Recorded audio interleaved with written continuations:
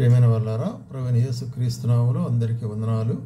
మరి ఈ దినం కూడా మన యొక్క బైబిల్ వాక్య ధ్యానము కీర్తనల గ్రంథములో నుంచి మనము వెంబడించి 1వ అధ్యాయములు చూసుకుంటున్నాం.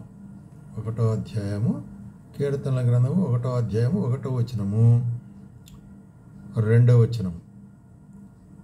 యెహోవా ధర్మశాస్త్రమునందు ఆనందించు, దివారాత్రము దాన్ని ధ్యానించువాడు ధన్యుడు.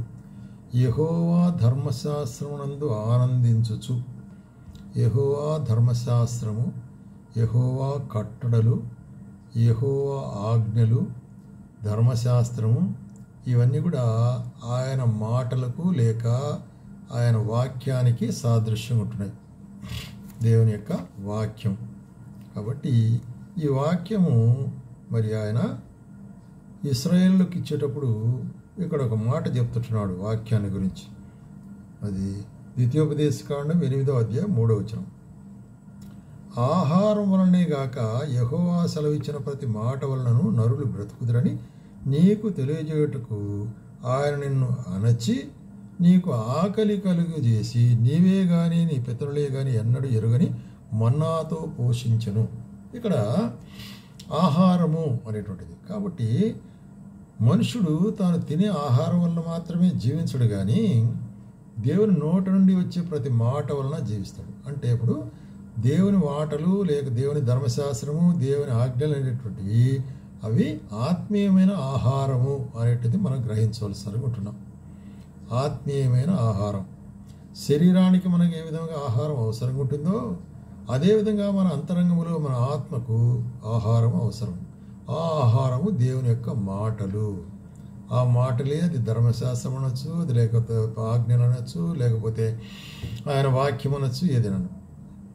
కాబట్టి ఇక్కడ వారికి ఎందుకు 40 సంవత్సరములు అరణ్యములో నడిపించినాను అంటే మీకు నేర్పించాలని. వాళ్ళకు ఏం నేర్పించాలని? దేవుని నోటి నుండి వచ్చే మాట వలన మాత్రమే మనుషుడు జీవిస్తాడు, కానీ తినే ఆహారం వల్ల జీవించడు అనేటి దాన్ని నేర్పించాలనే కార్యాన్ని గురించి మీకు బోధించడానికి కొరకై. అందుకే ఆయన మాటలు అది జీవాహారము అనేటువంటిది మనకు మరి వాక్యం యొక్క సారాంశం. రెండవదిగా మనం 23వ అధ్యాయం యోబు ఏం చెప్తున్నాడంటే 23వ అధ్యాయంలో యోబు ఏమంటాడు? 12వ వచనములో, ఆయన పెదవుల ఆజ్ఞను నేను విడిచి తిరగలేదు, ఆయన నోటి మాటలు నా స్వాభిప్రాయం కంటే ఎక్కువగా ఎంచితిని. కాబట్టి ఆయన నోటి మాటలు, ఆయన పెదవుల ఆజ్ఞలు అనేటువంటిది నేను స్వీకరించిన వానిగా ఉంటున్నాను, దాని ద్వారా నేను జీవించేవానిగా ఉంటున్నాను. ఎందుకంటే నా స్వాభిప్రాయము, నా సొంత తలపు కాదు, కానీ ఆయన మాటలే నాకు ప్రాముఖ్యము అనేటువంటి కార్యము యోబు చెప్తుంటున్నాడు అన్నమాట. అట్లాగే మనం కీర్తన గ్రంథంలో 119 కీర్తనలు చూసినట్లయితే 103వ వచనంలో ఏమంటాడంటే, నీ వాక్యములు నా జిహ్వకు ఎంతో మధురములు, అవి నా నోటికి తేనె కంటే తీపిగా ఉన్నవి కదా. మరి నీ వాక్యం ఎట్లాగా ఉంటుందంటే నాకు మధురముగా ఉంటున్నది, రుచికరముగా ఉంటున్నది, తేనె కంటే తీపిగా. మనం చూసాం కదా 19వ కీర్తనలో, నీ యొక్క మాటలు, నీ యొక్క ధర్మశాస్త్రము అది తేనె కంటేను, జుంటి తేనె ధారల కంటేను మరి అవి చూసినట్టయితే మధురమైనవిగా ఉంటుంది. కాబట్టి తేనె అనేటువంటిది ఒకటి మధురం ఇస్తుంది, రెండవది శక్తినిచ్చేదిగా ఉంటుంది అన్నమాట. కాబట్టి దేవుని వాక్యం మనకి ఏమిస్తుంది? అది భుజించటం ద్వారా మనకు నూతన బలం పొందేవాళ్ళు. కాబట్టి యెహోవా యందు ఆనందించటం వలన మీరు నూతన బలం పొందెదరు. అది కాబట్టి దేవుని వాక్యం అనేటువంటిది మరి మనకు ఇవ్వబడేటువంటి ఆత్మీయమైన ఆహారం. రైట్. తర్వాత ఇర్మియా 15వ అధ్యాయంలో ఒక మాట చెప్తాడు. ఇర్మియా 15వ అధ్యాయంలో 16వ వచనం, నీ మాటలు నాకు దొరకగానే నేను వాటిని భుజించి తిని, సైన్యములకు అధిపతిగా యెహోవా దేవా నీ పేరు నాకు పెట్టబడిను కనుక నీ మాటలు నాకు సంతోషమును, నా హృదయమునకు ఆనందము కలుగజేయుచున్నవి. కాబట్టి నీ మాటలు నాకు దొరికిన వెంటనే భుజించినాను అంటాడు. అంటే స్వీకరించినాను, అంటే అంగీకరించినాను, హృదయంలోకి తీసుకున్నాను అనేటువంటి కార్యం. కాబట్టి స్పిరిచువల్ ఫుడ్, ఆత్మీయ ఆహారం అంటే హృదయంలో తీసుకునేటువంటి ఆహారం. నీ మాటలు నేను భుజించినాను, అప్పుడు ఆ మాటల ద్వారా నాకేం కలిగింది? సంతోషం కలిగింది నీ మాటలు భుజించినప్పుడు. అట్లాగే ఆనందము నా హృదయంలో. కాబట్టి ఆయన మాటలు మరి మనకు సంతోషమును, ఆనందము కలిగించేటువంటి యొక్క మాటలుగా ఉంటున్నవి అనేటువంటి కార్యాన్ని మనం అట్లాగే యెహెజ్కేలు గ్రంథంలో మనం చూసినట్లయితే మరి 3వ అధ్యాయంలో ఏమంటాడంటే అక్కడ దేవుడు మరి యెహెజ్కేలుతో ఒక మాట అంటాడు, నువ్వు ఇశ్రాయేలు దగ్గరికి పోయి ఈ మాట ప్రకటన చేయమని చెప్పి నరపుతుడా అంటే యెహెజ్కేలు అంటున్నాడు, నేనిచ్చి ఈ గ్రంథమును ఆహారముగా తీసుకుని దానిని కడుపు నింపుకును మరి నాతో సెలవేగా నేను దాన్ని భక్షించి తిని అది నా నోటికి తేనె వలె మధురముగా ఉండెను.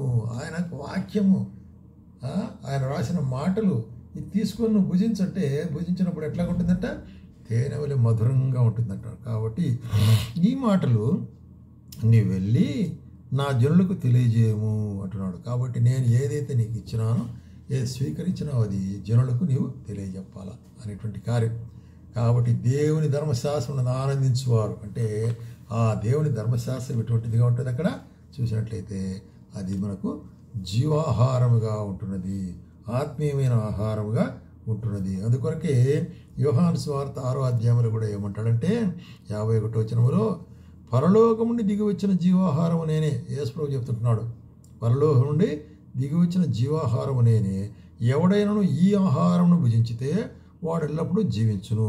నేనిచ్చు ఆహారము లోకమునకును జీవము కొరకైన నా శరీరముని మీతో చెబుతున్నాను. కాబట్టి ఆయన శరీరము మనకు ఆహారం ఇచ్చుంటున్నాడు. కాబట్టి మనము బల్ల చుట్టూ చేరినప్పుడు ఆయన శరీరము ఆయన రక్తము మనం పానం చేస్తాను. దాని సాదృశ్యమైన రొట్టె రసంలో పాల్గొంటున్నాం. ఇది మర్మం క్రీస్తు యొక్క శరీరానికి ఆయన రక్తానికి. రక్తం అంటే నూతన నిబంధన రక్తము అంటాడు.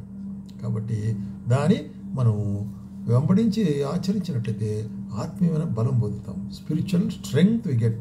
అందుకొరకే ఇక్కడ ఏమంటాడంటే కొరింథీయులకు రాసేటప్పుడు కూడా 1 కొరింథీయులకు 10వ అధ్యాయంలో 3వ వచనం, అందరూ ఆత్మ సంబంధమైన ఒకే ఆహారం భుజించిరి. ఇక్కడ ఇశ్రాయేలు గురించి చెప్తుంటున్నాడు. అందరూ ఆత్మ సంబంధమైన ఒకే ఆహారం భుజించిరి, అందరూ ఆత్మ సంబంధమైన ఒకే పానం చేసిరి. ఏలనగా తమ్ము వెంబడించిన ఆత్మ సంబంధమైన బండలో అనేది త్రాగిరి. ఆ బండ ఎవరు? క్రీస్తు. కాబట్టి క్రీస్తే బండ. ఎట్లా క్రీస్తు ఆ బండగా ఉంటున్నాడు. కాబట్టి క్రీస్తు ఎవరు? ఆది యందు వాక్యముండెను, వాక్యం దేవుని యొద్దనుండెను, వాక్యమే దేవుడైండెను, ఈ వాక్యము సశరీరధారిగా మన మధ్యలో నివసించెను. ఆయన క్రీస్తు. చూసారా? కాబట్టి దేవుని వాక్యం అంటే క్రీస్తు. క్రీస్తు యొక్క శరీరం భుజించడం అంటే దేవుని వాక్యాన్ని మనం స్వీకరించటం అనేటువంటి కార్యం. అందుకొరకే ఏమంటాడు ఇక్కడ పేతురు రాసేటప్పుడు కూడా పేతురు పత్రిక 1 పేతురు పత్రిక 2వ అధ్యాయంలో మరి ఏమంటున్నాడు ఇక్కడ, మీరు కొత్తగా జన్మించిన శిశువులను పోలిన వారై నిర్మలమైన వాక్యమును పాల వలన రక్షణ విషయములో ఎదుగు నిమిత్తము ఈ పాలను అపేక్షించుడి. ఏ పాలను? నిర్మలమైనటువంటి పాలు, అది పరిశుద్ధమైనటువంటి వాక్యం. దాన్ని అపేక్షిస్తే ఏమవుతుందంట, మనము నూతనముగా జన్మించిన శిశువులుగా మరి మన రక్షణలో ఎదిగే వాళ్ళనుకుంటున్నాం. కాబట్టి ఆత్మీయమైన ఆహారం. ఈ విధంగా దేవుని ధర్మశాస్త్రమునందు ఆనందించచ్చు అని 1వ కీర్తనలో మనం చూసినట్లయితే ఆ ధర్మశాస్త్రం ఏముంటున్నది? ధర్మశాస్త్రము జీవాహారమై ఉంటున్నది. ఆ జీవాహారం మన ఆత్మకు ఆహారం అండి. ఆత్మలో మనం బలపరిచి మన రక్షణలో మనం ఎదిగి మన యొక్క మరి విశ్వాసంలో బలపరచబట్టుకు సహాయం చేస్తుంది.